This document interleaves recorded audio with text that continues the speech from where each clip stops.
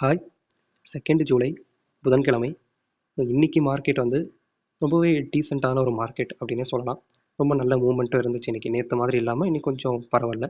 Okay fine. And நேத்து வீடியோல நான் சொன்ன மாரி, இன்னைக்கு மார்னிங் மார்க்கெட்டோட ஓப்பன் அது எக்ஸாக்ட்டா பாசிட்டிவ் ஓப்பனிங். அது பாசிட்டிவ் ஓப்பனிங் அப்படிங்கிறத நம்ம ப்ரீ மார்க்கெட்ல நம்ம வாட்ஸ்அப் குரூப்ல ஆல்மோஸ்ட் ஒரு 8:45க்கே நம்ம வந்து சொல்லியிருந்தோம். டுடே மார்க்கெட் பாசிட்டிவ் ஓப்பனிங் அப்படிங்கிறது. நேற்று வீடியோவில் பேசின மாதிரி நமக்கு பாசிட்டிவ் ஓப்பனிங் அப்படிங்கிறது 25,632 அண்ட் அதுக்கு மேலே தான் நம்ம ஓப்பன் ஆனோம். ஓப்பன் ஆகும்போதே பியர் மார்க்கெட்டோட ஸ்டார்டிங் பாயிண்டான 25,658 மேலே ஓப்பன் ஆகிறோம். At the same time BS ரொம்பவே ஸ்ட்ராங்கான பொசிஷன் மெயின்டைன் பண்ணதுனால நமக்கு செகண்ட் கேண்டல்லேருந்தே மார்க்கெட்டை மேலே போக விடாமல், அதாவது இன்ட்ராடேயில் பைய புக் மேலே போகாமல் மார்க்கெட்டை செல்பில் கீழே பிஎஸ் புஷ் பண்ண ஆரம்பிக்கிறாங்க.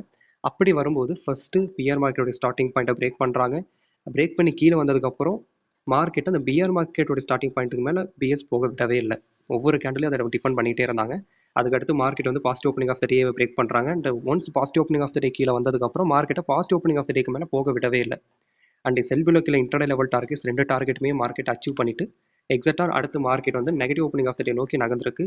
அண்ட் நான் வந்து negative opening of the day ஒரு very good level of support, இதை பிரேக் பண்ணால் ஃபர்தராக நம்ம ஃபாலோ ஆகும் அப்படின்றதையும், இது நல்ல ஒரு சப்போர்ட், இந்த இடத்துல ஒரு ரிவர்சல் எதிர்பார்க்கலாம் அப்படிங்கிறதையும் நான் வாட்ஸ்அப் குரூப்பில் ப்ரொவைட் பண்ணியிருந்தேன்.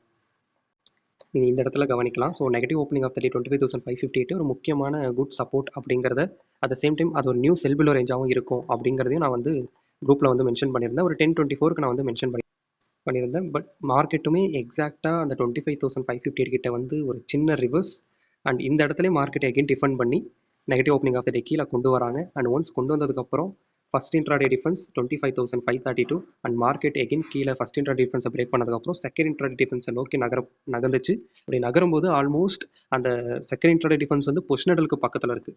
ஸோ ஏற்கனவே அவங்க நெகட்டிவ் ஓப்பனிங் ஆஃப் த டேலே புல்ஸ் வந்து தடுக்க பார்த்தாங்க. இப்போ பொசிஷனல் கிட்ட போகும்போது புல்ஸ் டிஃபெண்ட் பண்ணுறதுங்கிறது அது நேச்சுரல். அதனால் இன்ட்ராடே டிஃபென்ஸ்க்கு முன்னாடியே வந்து புல்ஸ் கொஞ்சம் டிஃபெண்ட் பண்ணுறதை ஸ்டார்ட் பண்ணிட்டாங்க. அங்கேருந்து புல்ஸ் ட்ரை பண்ணி again negative first intraday defence and negative opening of the டேவை அவங்க அச்சீவ் பண்ணுறாங்க. But negative opening of the டேக்கு மேலே மார்க்கெட்டால் போக முடியல. அண்ட் மார்க்கெட்டுடைய க்ளோஸ் எக்ஸாக்டாக நெகட்டிவ் ஓப்பனிங்க்கும் ஃபஸ்ட் இன்ட்ராடே டிஃபென்ஸ்க்குமான நடுவில் மார்க்கெட் வச்சு க்ளோஸும் பண்ணுறாங்க. ஓவரால் மார்க்கெட்டுடைய மூவ்மெண்ட்டில் எந்த விதமான ட்ராஜடியோ இல்லை மேனிப்புலேஷனோ இல்லை எந்த ஒரு சிக்கலோ இல்லை மார்க்கெட் நம்மளை ஏமாத்துறதோ எதுவுமே நடக்கலை. நீட்டாக அதோட வேல்யூஸ்குள்ளே மார்க்கெட் சூப்பராகவே மூவ் ஆச்சு சொல்லலாம். அண்ட் இது வந்து ஸ்பாட் சார்ட்டு கடந்த 3 நாளாகவே 25,500 புல்ஸ் வந்து ரொம்ப நாளாக காப்பாற்றிக்கிட்டே வந்துட்டு இருந்த ஒரு முக்கியமான சப்போர்ட் ஏரியா. ஒன்ஸ் இந்த ஏரியா பிரேக் பண்ணதுக்கு அப்புறம் புல்ஸ் என்ன நினைச்சாலுமே அவங்களால 25,500 மேலே கொண்டு போக முடியல. பிஎஸ் ஒவ்வொரு கேண்டலையுமே அந்த 25,500 மேலே போக விடாமல் டிஃபெண்ட் பண்ணிகிட்டே இருந்தாங்க. ஒரு கட்டத்துக்கு மேலே லாஸ்ட் ஒரு 3/4 மணி நேரம் மார்க்கெட்டை புல்ஸ் டிஃபெண்ட் பண்ணி மேலே அந்த 25,500 நோக்கி புஷ் பண்ணப்போ ஃபைனலாக அவங்களால அது முடியாமல் இதே இடத்துல க்ளோஸும் பண்ணியிருக்காங்க. ஸோ இது வந்து ஸ்பாட் சார்ட்டு.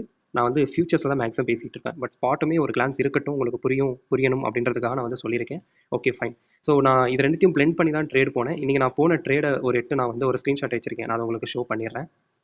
அந்த ஸ்க்ரீன்ஷாட்டும் நான் வாட்ஸ்அப் குரூப்பில் கொடுத்துருந்தேன். அண்ட் எக்ஸாக்டாக இதுதான் அந்த ஸ்க்ரீன்ஷாட். நான் வந்து இங்கே டைமை நீங்கள் பார்த்துக்கலாம். ஆல்மோஸ்ட் 9:26 மேலே 9:26 ஒரு கிட்டத்தட்ட 9:30க்கு நான் வந்து ட்ரேட் என்டர் ஆகிட்டேன்னு சொல்லலாம். ஆல்மோஸ்ட் ஒரு 1 hour 45 minutes வரைக்குமே நான் வெயிட் பண்ணேன் என்னுடைய டார்கெட் அச்சீவ் பண்ணேன். எக்ஸாக்டாக பார்த்தீங்க அப்படின்னா என்னுடைய டார்கெட் வந்து ஒரு 10-20 அந்த ரேஞ்சில் வந்து என்னுடைய டார்கெட் வந்து அச்சீவ். இந்த மாதிரி எல்லா டீட்டெயில்ஸுமே வாட்ஸ்அப் குரூப்பில் நான் ப்ரொவைட் பண்ணிட்டு தான் இருக்கேன். எல்லாருக்குமே நான் சப்போர்ட் கொடுத்துக்கிட்டு தான் இருக்கேன். உங்களுக்கு வாட்ஸ்அப் குரூப் ஜாயின் பண்ணணும் அப்படின்னு தோணுச்சு அப்படின்னா நீங்கள் வந்து எனக்கு டிஸ்கிரிப்ஷனில் நம்பர் கொடுத்துருக்கேன். என்னுடைய நம்பருக்கு நீங்கள் வாட்ஸ்அப் பண்ணலாம். நான் அந்த லிங்க்கை வந்து உங்களுக்கு பர்சனலாக சென்ட் பண்ணுறேன். நீங்கள் அது மூலிமா எங்களோட வாட்ஸ்அப் குரூப்பில் ஜாயின் பண்ணிக்கலாம். அண்ட் ஓகே, மார்க்கெட்டுடைய க்ளோஸ் ஓகே ஃபைன். இந்த க்ளோஸை பொறுத்த வரைக்கும் நாளைக்கு பாசிட்டிவ் நெகட்டிவ் ஓப்பனிங் என்னங்கிறத நம்ம பார்த்தலாம். டுமாரோ நிஃப்டி எக்ஸ்பைரி டேயும் கூட முடிஞ்ச அளவுக்கு எக்ஸ்பைரி டே கொஞ்சம் சேஃபாக இன்ட்ராடேல மூவ் பண்ணுங்கள். இல்லைனா இன்ட்ராடேல நீங்கள் எக்ஸ்பைரி அன்னைக்கு ட்ரேட் பண்ணாமல் இருக்கிறதும் ரொம்ப நல்லது தான். பெட்டர் நீங்கள் வந்து ஸ்டாக் ஆப்ஷன்ஸ் இல்லை ஸ்டாக் ஃபியூச்சர்ஸ் அந்த ட்ரேடு பக்கம் போகலாம். இல்லை எக்ஸ்பைரி டே அன்னைக்கு நீங்கள் அப்கமிங் வீக், அதாவது நெக்ஸ்ட் வீக்கோடைய எக்ஸ்பைரியில் நீங்கள் ட்ரேட் பண்ணிக்கிறது ரொம்பவே நல்லதுங்க. முடிஞ்ச அளவுக்கு கரண்ட் வீக் எக்ஸ்பைரி டேயில் நீங்கள் அந்த எக்ஸ்பைரியில் 0 to ஹீரோ கால்ஸ் வந்து மேக் பண்ணலாம், நம்ம அந்த மாதிரி ஒரு ட்ரேட் எடுக்கலாம் அப்படின்ற அந்த கிரீடினஸ் எல்லாத்தையும் அவாய்ட் பண்ணிடுங்க. ஏன்னா இந்த 2025 ஆரம்பிச்சதுலேருந்தே நமக்கு தேர்ஸ்டேஸில் ட்ரெண்டியான டேஸுங்கிறது மந்த்லி ஒன்ஸோ இல்லை 2 months ஒன்ஸோ தான் நமக்கு கிடச்சிட்டு இருக்கு. முடிஞ்ச அளவுக்கு எக்ஸ்பைரி டேஸில் அவங்க ரொம்ப ஸ்லோவாக தான் மார்க்கெட்டை வச்சுக்கிட்டு இருப்பாங்க. So better avoid trading on expiry டே.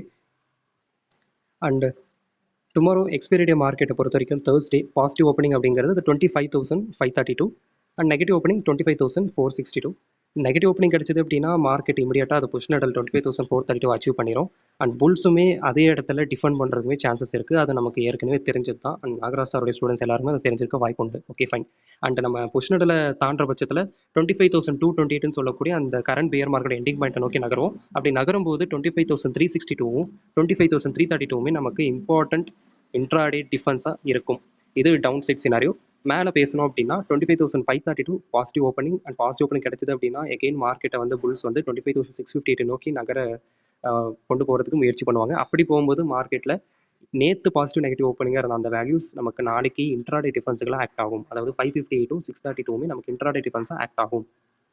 25,658க்கு கொண்டு போனாலே பிஎஸ் டிஃபெண்ட் பண்ண ஸ்டார்ட் பண்ணிடுவாங்க. ஏன்னா அது ஒரு ஸ்ட்ராங்கான ரெசிஸ்டன்ஸாக ஆயாச்சு. அதுக்கு மேலே மார்க்கெட் புஷ் பண்ணணும் அப்படின்னா 25,732 அது ஒரு முக்கியமான ரெசிஸ்டன்ஸ்.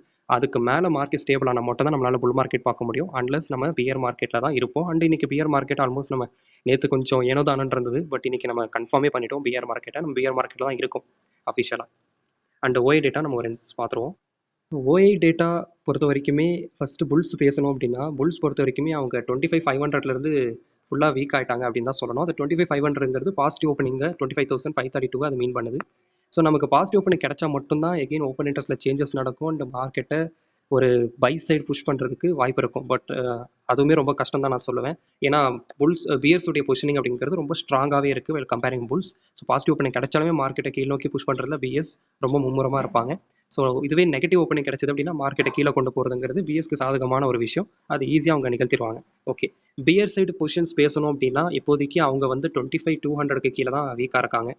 ஸோ இது என்ன மீன் பண்ணுதுன்னா பியர்ஸுடைய நோக்கம் அப்படிங்கிறது இந்த பியர் மார்க்கெட்டோட ஸ்டார்டிங் பாயிண்டான 25,228 வரைக்குமே புஷ் பண்ணுறதா இருக்குது.